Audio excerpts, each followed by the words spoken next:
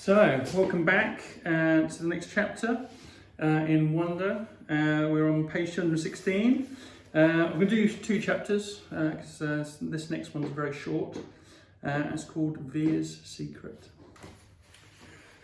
A couple of days after spring break ended, Mum found out that Via hadn't told her about a school play that was happening at her high school the next week. And Mum was mad. Mum doesn't really get mad that much, though Dad would disagree with that, but she was really mad at Via for that. She and Via got into a huge fight. I could hear them yelling at each other in Via's room. My bionic Lobot ears could hear Mum saying, "Well, what is with you lately, Via? You're moody and taciturn and secretive. What is so wrong with not telling you about a stupid play?" Via practically screamed. "I don't even have a speaking part in it."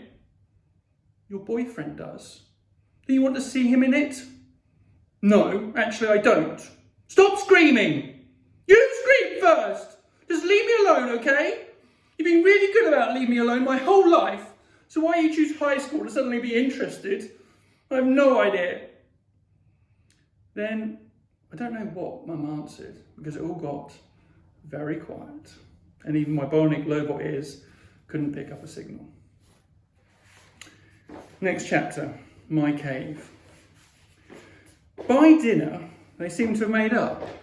Dad was working late. Daisy was sleeping. She'd thrown up a lot earlier in the day, and Mum made an appointment to take her to the vet the next morning. The three of us were sitting down, no one was talking.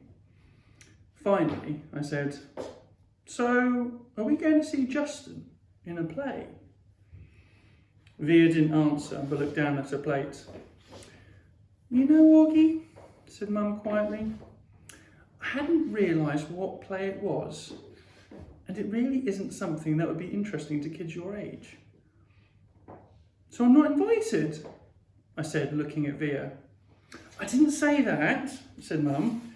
"It's just, I don't think it's something you'd enjoy." "You get totally bored," said Via, like she was accusing me of something. "Are you and Dad going?" I asked. "Dad'll go," said Mum. "I'll stay home with you." "What?" Via yelled at Mum. "Oh, great. So you're going to punish me for being honest by not going?" "You didn't want us to go in the first place, remember?" answered Mum. "But now that you know about it, of course I want you to go," said Via. "Well, I've got to weigh everyone's feelings here, Via," said Mum. "What are you two talking about?" I shouted. "Nothing!" They both snapped at the same time.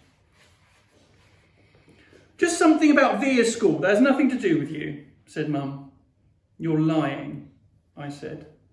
"Excuse me?" said Mum, kind of shocked.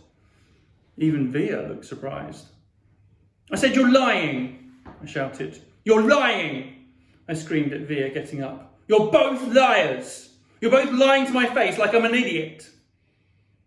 "Sit down, Augie," said Mum, grabbing my arm. I pulled my arm away and pointed at Via. "You think I don't know what's going on?" I yelled. "You just don't want your brand new fancy high school friends to know your brother's a freak." "Augie!"